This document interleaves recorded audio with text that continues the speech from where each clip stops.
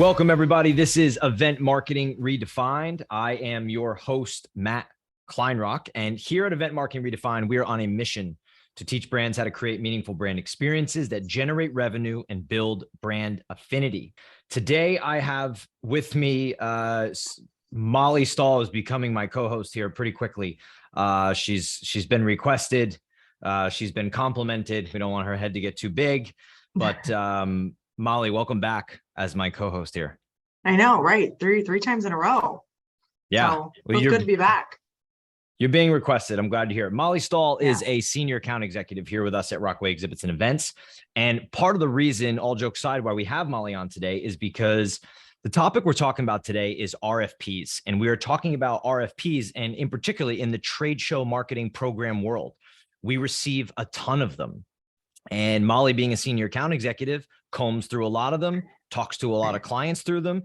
And really, I am dying to hear what you think about RFPs and how you think they could be better, and giving clients and people that are going to create them some advice on, hey, this is what a great RFP looks like. All right. You ready to rock and roll? I am ready. I'm excited to dive into this as I see them every day. I actually got one today, which was just kind of interesting that we were going to talk about this. And like you said, see them every day. So I'm excited to dive in and, talk about it. Let's do it.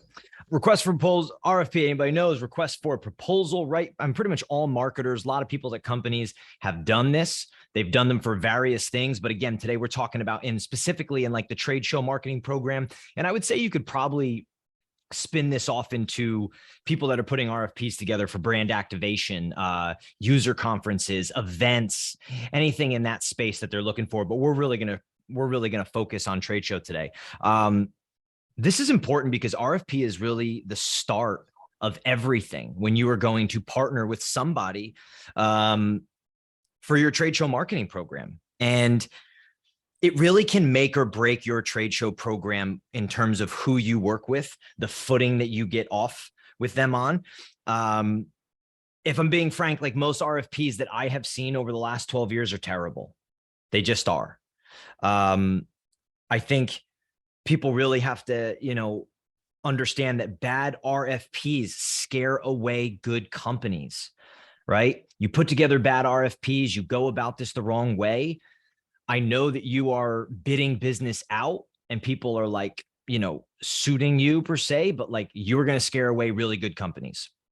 So I think people have to ask them this question, like, are you putting a request out to get bids, or are you putting a request out to get real business results and gain a partner? What are you looking for, right? Like, go get results, not bids. Okay. I said, bad RFPs scare away good companies. All right. So Mollie, let's start with red flags. What are some red flags? And that maybe our listeners, marketers, event marketers, what should people be staying away from? What is a red flag to a company like us, or what I would consider other good brand experience trade show exhibit companies that are like, I don't know about that. Yeah, absolutely. And it's a great point. Because when I look at them, I'm like, okay, what information am I going to get out of this that I need to actually use to give the company the results that they're looking for? Yeah. The number one, I think, red flag that I see often, all the time, is that procurement is actually running the process versus like the marketing or event team. So we're not even talking to the people that are executing the events. So how are we supposed to produce the results that the marketing and event team is looking for when we're just talking to procurement? That's such a good one. Honestly, I don't even have that one on my list. That's great. Yeah. It's that is a good one. I like the idea, like procurement's a different animal than marketing, right? And I understand why procurement's involved. I understand why big companies have to have procurement involved, or why they want them a part of the RFP process. I mean, literally it's what they do. But to your point, I agree. Like, if you're a marketing person or if you're a company and you are putting out a request for proposal to go get in front of trade show companies and looking for someone to take over your trade show marketing for you, really you need to be talking about marketing things, not procurement things. You can get to procurement at the end. Like bring them in at the end. That's You know, what I do was the gonna good say. cop, bad cop thing. Bring them in at the end and, you know, let them bang it out over price and other items in that space. But yes, I do think that's a red flag. I mean, how do you have a legitimate conversation? How do you get off on the right foot talking about trade show marketing and the things you're trying to achieve when you're talking to procurement? I just don't see it. No, you don't. You can't either, because procurement doesn't actually know, because they're not running events, right? They're just all worried about money and margins and budgets and everything like that, which is completely fine. Like you said, bring them in at the end, but to start off on that, when you're see like director of procurement or procurement manager, it's like, for me, it's like, okay, great. Thank you. Like play the game. Hey, can we get on a call with your marketing and events team? Right? Like that, those are the people I need to be talking to. Those are the people that are going to benefit the company the most, right? Like it's to me, it just, that's number one red flag. Do not have your procurement team lead it, have them involved in it, but not be the sole person that is vetting companies, reaching out. Because at the end of the day, I wonder how much procurement actually understands the strategy, the needs, everything like that. How much does that person actually know? Because it's not their job. So it's, why are they finding this big investment for you when it's not their job? I was actually just thinking that, like, that point that you just made is what I was going to say, is like, I've talked to procurement people. I've been involved in them, where when you're talking to a procurement person, some honestly extremely knowledgeable across the board in all different types of things, from like logistics and freight and things of that nature. And they ask really good questions, and I understand why they're cranking down on those things. But when it comes to like a marketing execution standpoint and what you're actually looking for through your process, I wouldn't say it's the best route to go. But I do think, I mean, look, understand the process that companies have to go through, why procurement exists, and they should be involved in the process, but not leading the charge, right? Correct. One what that about I have what's here, yours? Yeah, that's what I'm saying. What was yours? one that I have here, you beat me to it. One that I have here is quick turnaround. You're sending out an RFP.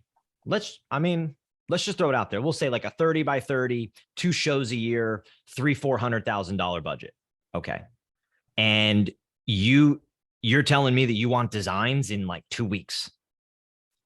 Yeah. Unreal. Like what that tells me is that you don't know what you're doing. You've either put yourself in a bad position. And if you if you have put yourself in a bad position, if you are behind, just say it. Just say, hey, we're way behind, but you don't ever see that. It's like they give you some sort of BS timeline that doesn't make any sense for producing real serious brand experiences and putting together a trade show marketing program that goes and gets results. If you tell me that you need something you just put a timeline that is absolutely nowhere even near realistic, that is a huge red flag to me. And I already know you don't know what you're doing. Right. It is. And I've seen that. I see that all the time. It is. It's like, hey, I need this by, they submitted, like, actually the one I got this week got it on Monday. Today is Thursday. They were looking for answers and a whole proposal by Friday at like 4 p.m. And I was like, what could you possibly give them? What could you possibly give them that would actually contribute to what they're doing, other than just saying, hey, give me a design, give me a price, I need a booth on that show floor? And if that's where we're at, like, I just don't, I mean, for me, it's not work that I really want to be doing, but it's like, if that's where you're at, and I'm putting myself in like my CEO shoes here, and I'm thinking to myself, if that's my marketing person that's going out to go get an RFP for a trade show marketing booth, and that's how you're going about, like, we're not even thinking about business results. We're not even thinking about it. We're just saying we need something thrown out there. So why even go through why even waste your time to go into the RFP process if that's the case? I just don't see it. I don't understand why. Right. And I love that you said it's okay if like it is last minute, because some people do sign up for shows. They've been thinking about it and they pull the plug, but it's like, hey, we're last minute. Let's work through this as fast as we can, because I understand I'm last minute. When you kind of play the game and you're upfront and honest about it, then it's a different game. But when it's like they are just putting it out there and like, hey, they don't even think twice about it. And then when they have procurement, especially running that too, it's extremely difficult. It's already like you're setting up failure for the companies to provide you. And then you're also setting up for failure, I feel like, for yourselves, for the companies giving out the RFP. Because you're kind of not respecting the process, right? Right. You're not going to buy a bike.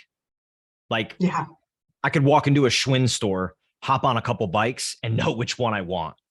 Yeah. You know what I mean? Like, it's just, it's all like your trade show marketing program and hundred thousands of dollars to millions of dollars being spent is something that you are doing to get results. It's something you're doing to generate ROI. It's something you're doing to build brand affinity. Like, shouldn't be done that quickly. You know, what's another red flag for me is just email me. Yes. Basically saying in the RFP, like, I don't want to get on a phone call. It's like distancing themselves, like the cat and mouse game, essentially, of doing this. Just get me everything that I'm essentially asking for. My question would be to somebody, if you are a serious exhibitor, if you are a serious trade show marketer, event marketer, if your company, like we said, is looking to go get real tangible business results, build brand affinity, get in front of your customer, drive leads at the top of the funnel, drive leads at the middle of the, move leads from middle funnel to bottom and get people from bottom of the funnel to becoming customer. How can you not talk through this process? I mean, you're not RFPing a $5,000 hop-up wall, right? You're RFPing $100,000 trade show event marketing setups and designs and consultation and strategy. So how can you not get on a phone? It's a huge red flag. And I think it absolutely deters a lot of companies. I know it deters us. Absolutely. I mean, it's like you said, I think it's a great point about, it's not a bike, it's not a hop up, it's not your swag, it's not pens. It is part of like your sales and marketing, pretty much like strategy. You can look at it that way. So it is important, like, respect the process, get the results that you want, go in depth. Like, I love that you said, like, no, I don't want to get on a phone call with you, because I hear that all the time. It's like, well, yeah, okay, I don't know how can I help you work through this? I don't know how to help you. Right.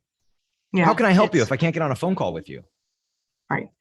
Yeah. And I think to piggyback off of that, I think one of like the worst things that I hear that is more or worse than that, what you just said, is that clients are like, no, all answers and questions will be shared with everybody. And that just, they don't want to talk to anyone. They blind copy everyone on emails back to responding with questions. And it just becomes like a big cluster tornado of like questions, and there's no real answers. No one's really trying to provide them what they're looking for, because everyone's asking these different questions, and then they're providing all these different people the questions and the answers, and it just doesn't make sense to probably the different exhibit houses.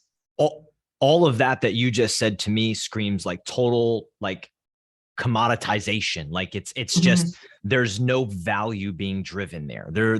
There is no partnership. Now, I do understand, as a company that does trade show marketing like ourselves, like, we earn our partnerships.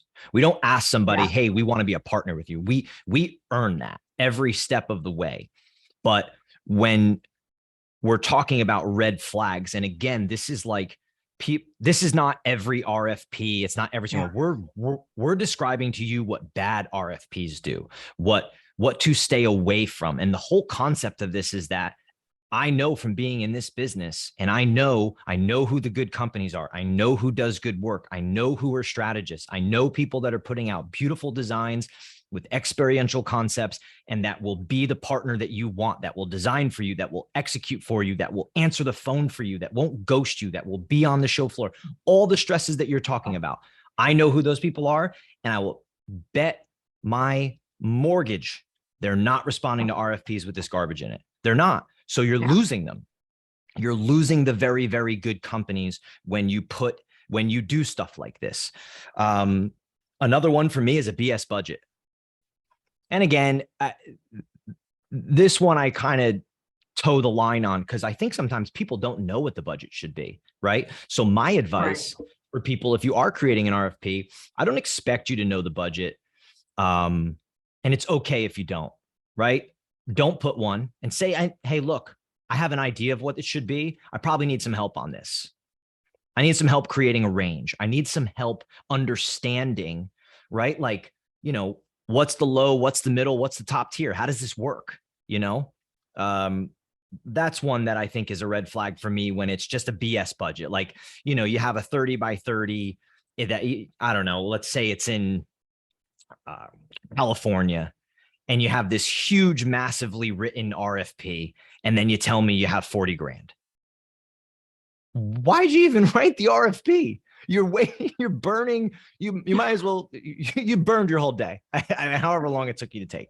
So BS budgets is one for me as well. What else you got? Or, have sending it more than 5 companies, right? It's kind of ties into what we're all kind of talking about, and about respecting the process of that. You're not just a supplier. I know supplier can be a broad term, but thinking about it as a, it's not swag, more of a partnership with it, really thinking about it as like a partner with your marketing and sales services there. So I think sending it out to more than 5, or, sometimes we see like 20 or 30. I know one time I was on a call with a company for like an example that they actually would not, they're kind of one of the people that talked about, they wouldn't answer any questions directly to anybody.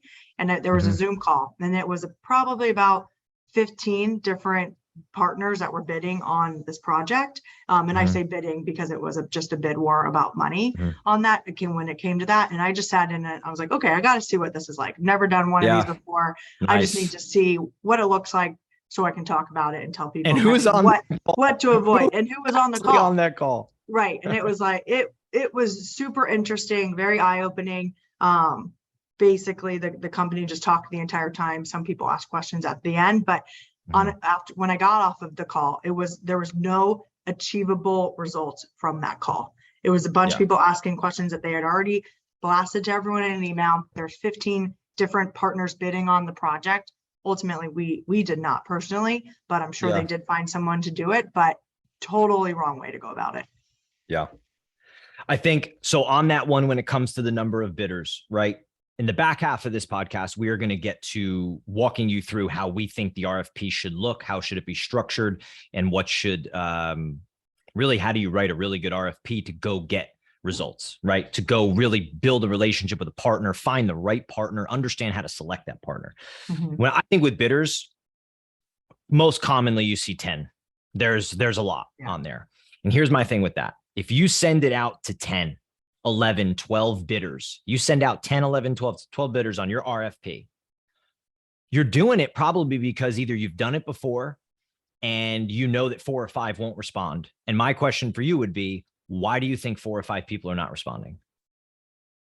It's a great thought. Literally, everyone is not, honestly, the 4 or 5 are not, probably 3 of the 4 are not responding because there's that many bidders on that RFP, right? And then I think there are some people just inexperienced that just think, hey, I'm gonna just shoot this out there, cast my web, and it's kind of a hopeful thing, right?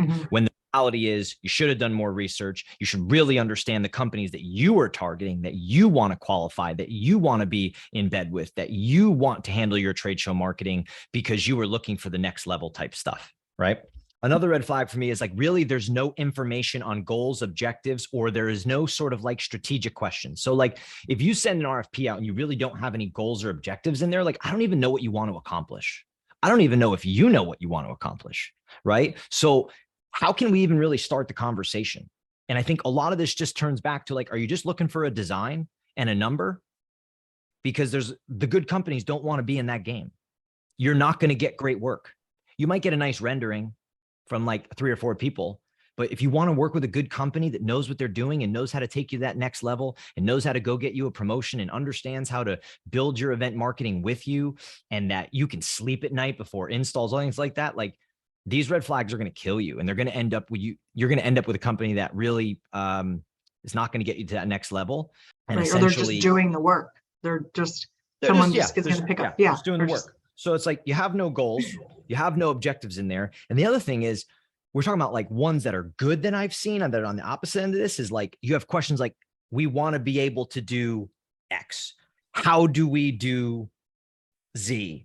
We want to talk about experiential. Like there's like these questions in there that they're saying like, hey, we're not really sure about this stuff, but we want to talk about this. We want to get to this. Like, hey, we're curious about holograms and video walls. We're curious about doing live demos and what's the best way of doing it. Like you could tell their wheels are turning. So if there's stuff like that that's not in there at all, with no goals, no objectives, and just absolutely no strategy talk, for me, that's red flag without question. Right. I agree. And it just dives into like, oh, I need a reception desk. I need 4 demo stations. I need somewhere to display my product. And that's like, it's like a 1-pager and that's it. It's like, okay. Yeah. All right. So last one here, I think that we can discuss a little bit on a red flag is like too much information, like information overload. What, 13 pages? I mean, we've seen what, 18-page RFPs, right? Like, what do you think as the person combing through them and as the person trying to help companies, what is your thought on too much information here? What do you think about that? I think more companies provide too much information than not enough information. You know, I've seen a couple like 1-pagers, but they're not, it's very kind of rare. Like a lot of people, I feel like are in between like that 13 to 17 page range about it, right? And it is just loaded with information. And someone like that I carved through, like I really just go to specific points about like what I need to look for and what information I really need to try to get the results, right? That they're looking for. I do read them. Give me one example of that. Like, what's one example of like, well, like 1 or 2 examples that you comb through that you go to specifically? Like that I go to. Okay. I look at the company. If I don't know who the company is, I'll look at their summary about who the company is. And I like that. It's like, if it's straight to the point, who they are, and it makes sense. They didn't just like copy and paste it from their like LinkedIn page and it doesn't make any sense. I'm like, I don't understand this. It gives you a good rundown who they are.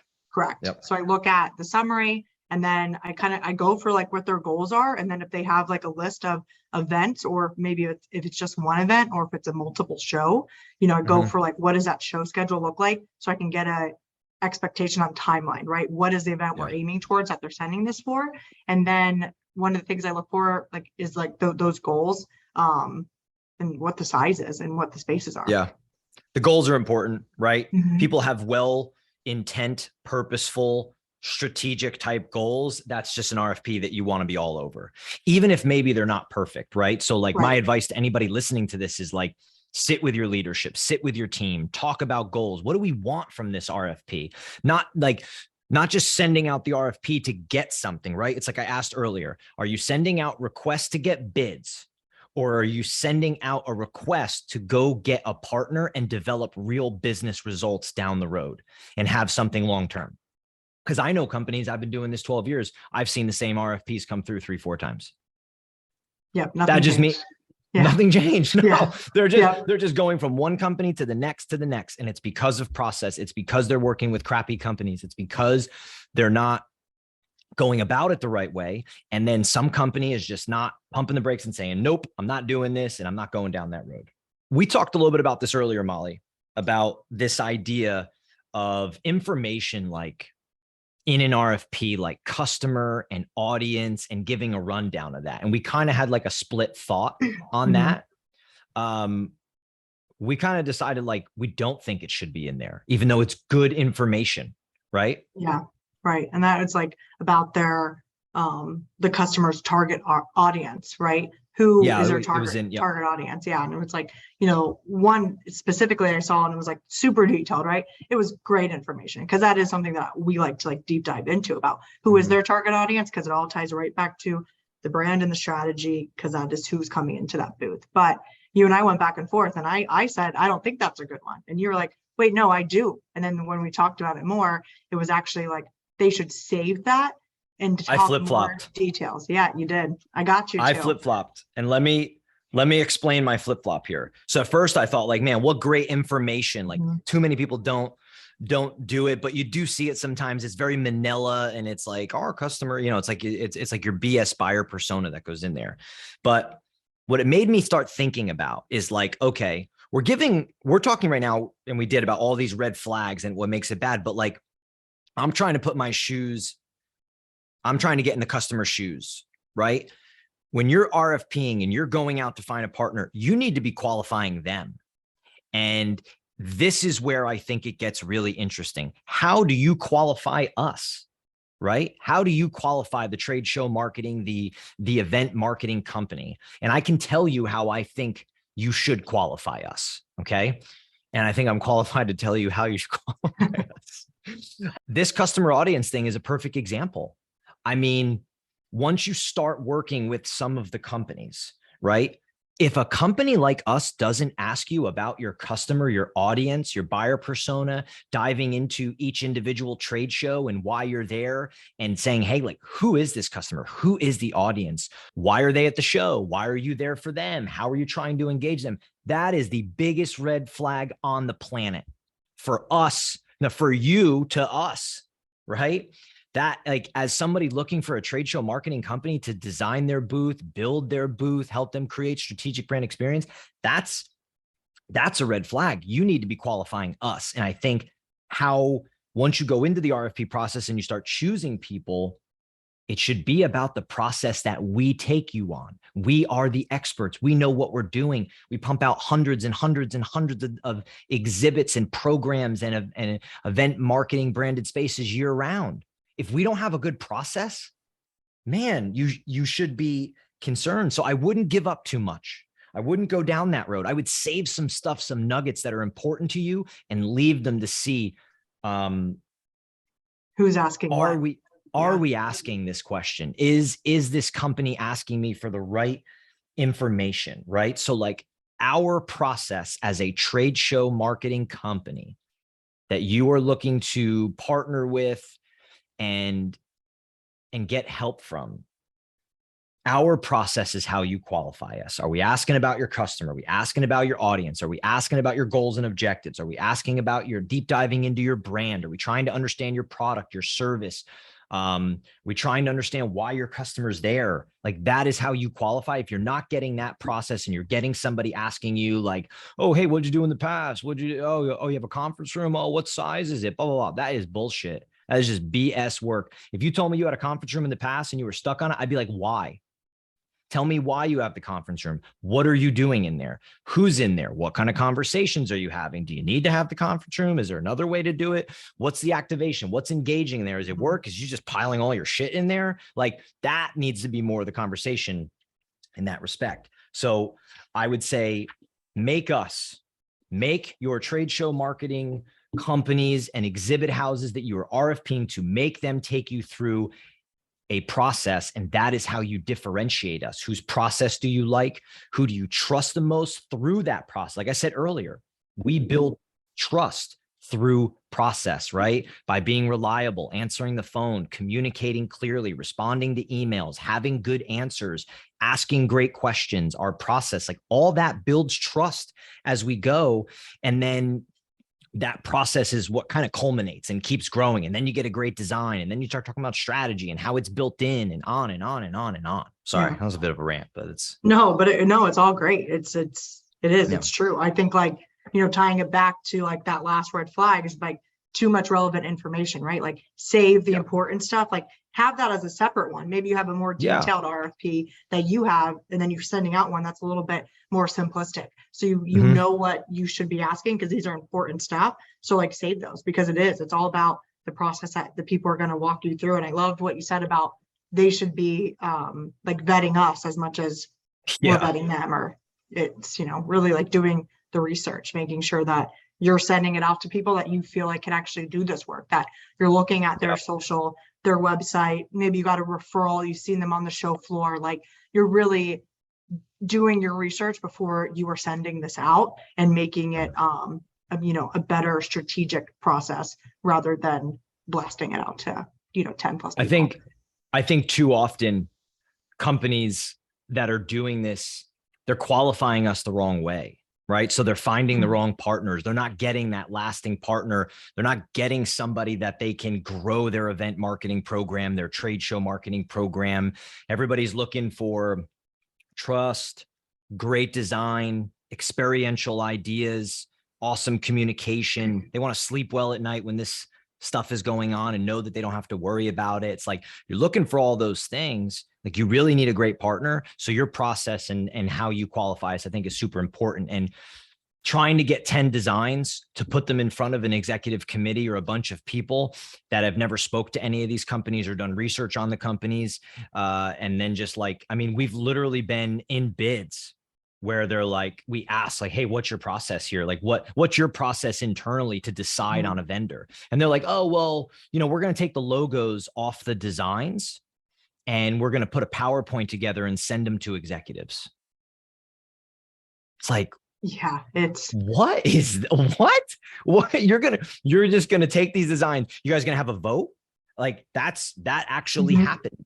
That actually happened. And then you wonder why you don't end up with a partner. You wonder why you don't get this elevated experience. You wonder why you don't get that continuity in advancing your program, finding what works, what doesn't, coming up with ideas and getting deep ingrained into the customer, the why, the brand, all those things it becomes very transactional, right? The good companies that are in the trade show and event marketing world, they don't want to be transactional. So as somebody that's a marketer and you're looking for everybody wants a great company to work with. You can't be transactional. Don't think transactionally. Qualify in a very much relationship driven way. And I think you should be judging us based on the process that we take you through. It's like a good example, like if I had back surgery once. Okay. And I was looking for a surgeon to do my back surgery. I was very scared. I was very worried about the surgery and like long-term and all this stuff like that. I mean, I met with 4 or 5 surgeons. I judged those surgeons by their questions and my meeting with them, those discussions. I didn't judge them based on like what the cost was going to be. I didn't judge them.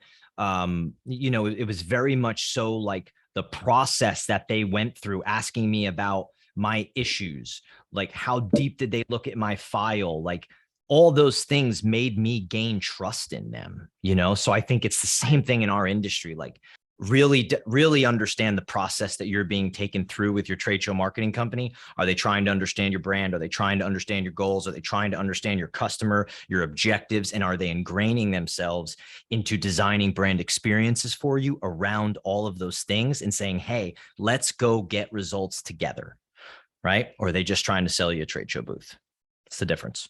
Yeah, no, I love that because it's important. I hear sometimes like where we won a recent client that we gained in 2022 this year. Big program, about 4 or 5 shows a year that they do. And we've never worked with them before. So I took them through this entire process that we go through with their RFP. And it was great. I think actually one of theirs was a better one. And we can get into what some of those like green flags look like. Nice, and good ones will that. look like.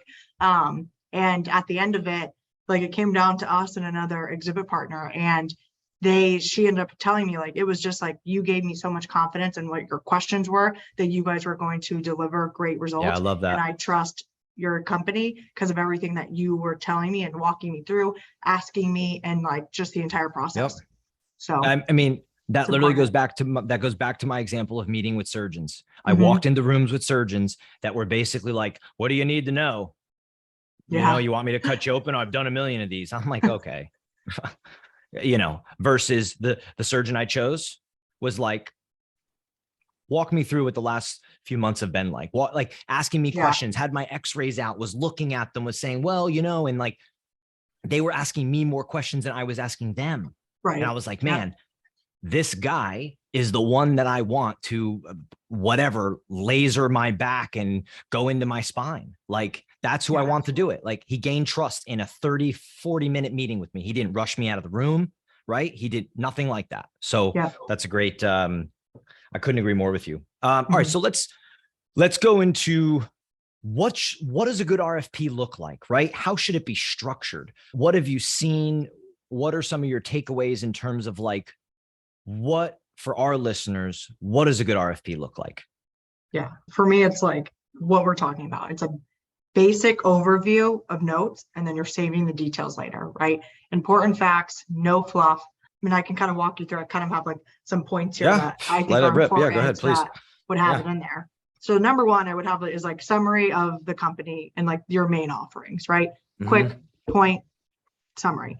And not copy paste it off the website, right? Like something that you've written that is to the point that makes total sense. Yeah, that your aunt could read and they would understand what you do as a company. Yeah, love that. Yeah, makes a ton of sense. Yep.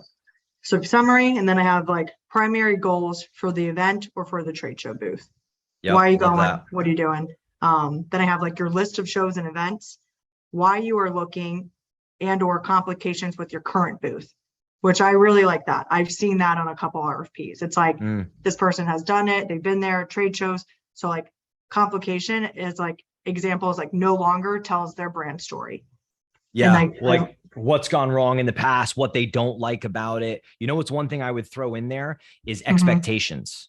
I love when Yes. I see expectations in there. Like, give Yep. me your expectations. Give me what you want. It could be the most basic thing. You could have had an issue with communication in the past. Tell me that you want really good communication. Tell me that, you know what I Correct. mean? Like, set Yeah. firm expectations of what you're looking for. Because when I see those expectations and we get on the call, I can now address, if you're good at what you do, you're going to address each expectation and say, hey, walk me through why you feel this way. Let me explain to you how either A, I can promise you that this won't happen, or B, how we have process to kind of, make your life easier in that Yeah, sense. no, yep. And I have that, like, what are you looking for in a partner / the scope of work you're looking for, right? Are you looking Yeah, to have, that's a great one that too. consultation, that creative services? Do you need graphic design help? Show services, on site, shipping, Yeah. labor, the whole 9 yards. And, you know, some of the different other stuff of like complications could be like expensive shipping and labor, right? And you just put that point in there, and that That could be tells you what you want to your know. Yeah. right. And that could be your biggest pain point right now.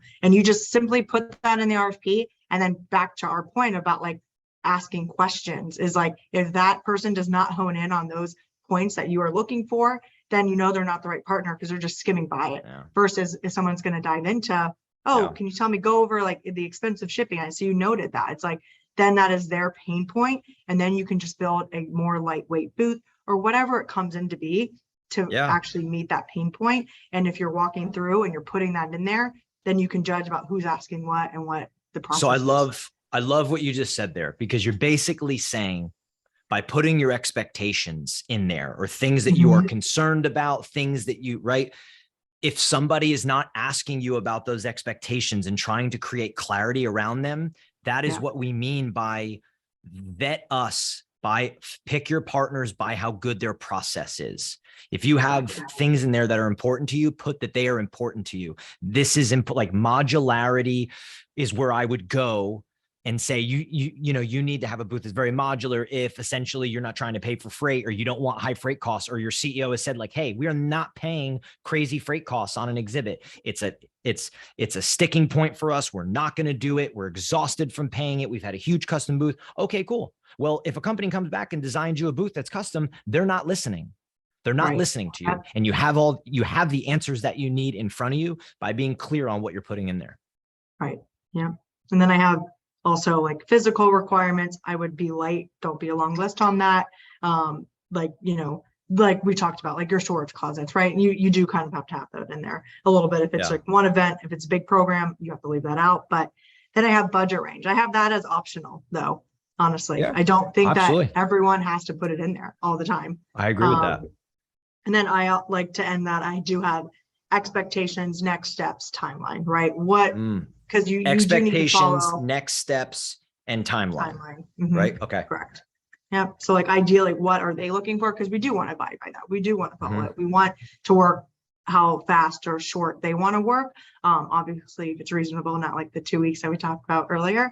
And then the last thing I always think is like a good nugget or interesting when people do it is examples of like past exhibits that they have done that they've really liked specific elements out of, like lighting or like a 3D sign, or even if they're on like Pinterest or they've walked the show floor and there's different examples of booths in there. What's caught their eye, what they're, Correct.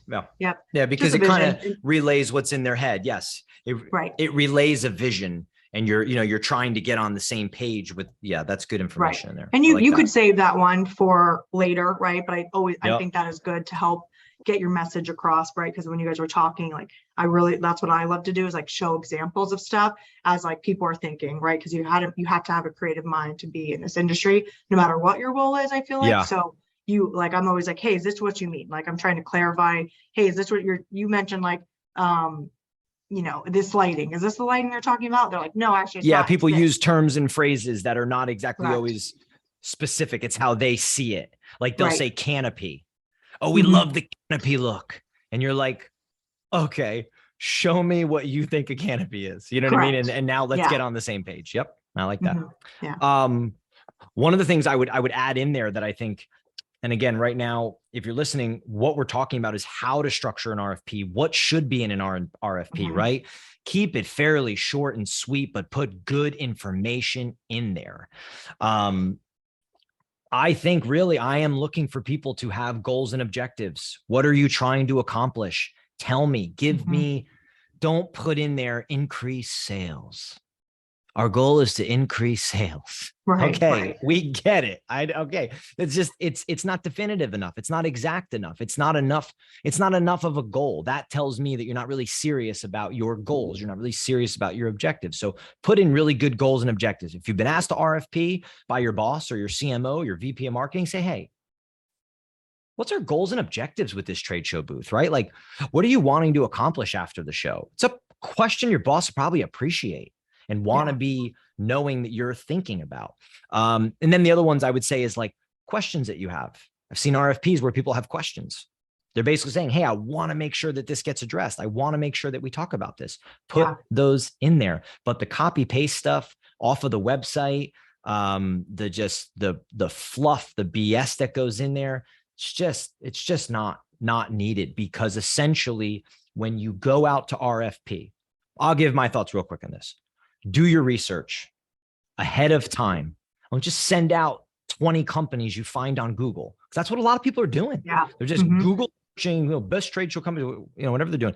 Find 5 companies. If you want it because they're regionally close to you, if you're judging it based off of like work and their portfolio, if you've gotten a referral, if you saw their work on the trade show floor and you were like, oh shit, who built that booth? And you go ask somebody and they're like, oh, X built this booth. Okay, put them on your list, right? Like however you do your research, do some legitimate, decent research.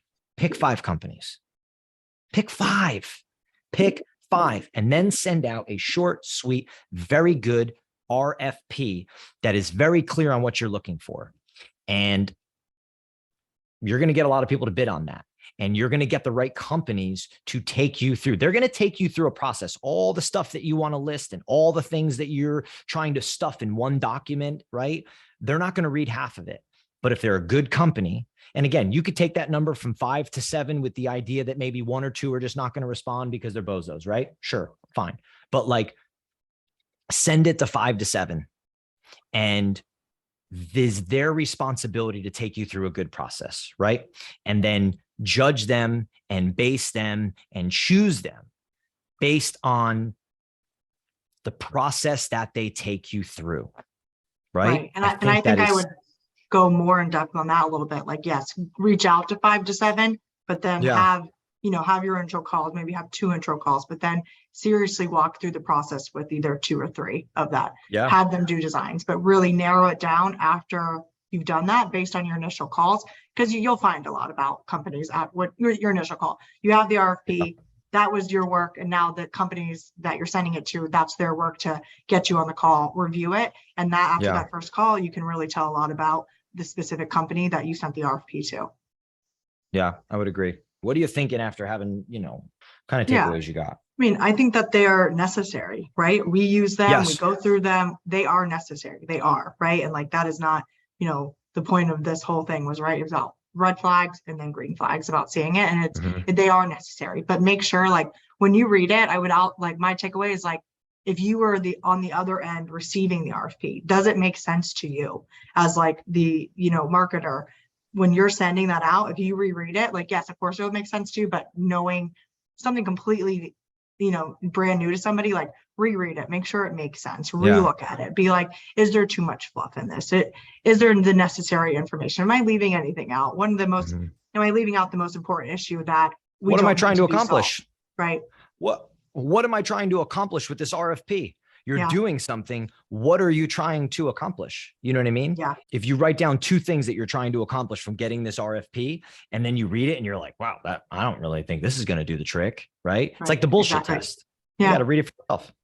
Right. I like that. Yeah. What about you? What are some of your big takeaways from?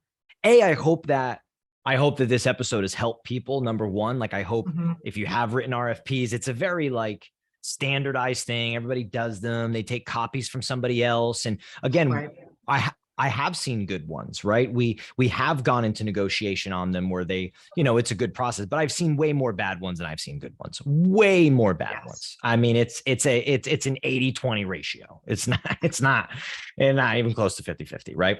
So I hope that people can if you have to create an RFP, if you are looking for a new trade show partner, if you are looking for a new experiential marketing partner, activation partner, event company, whatever you want to call it, I hope that this has been helpful for sure.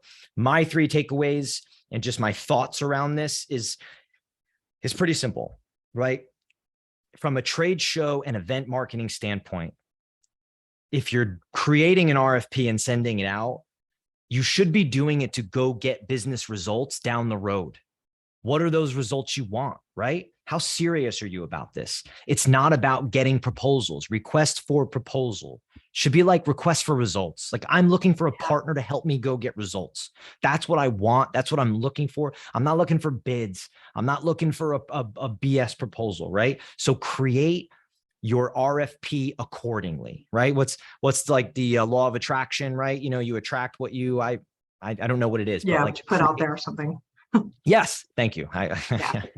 So like create accordingly. Okay.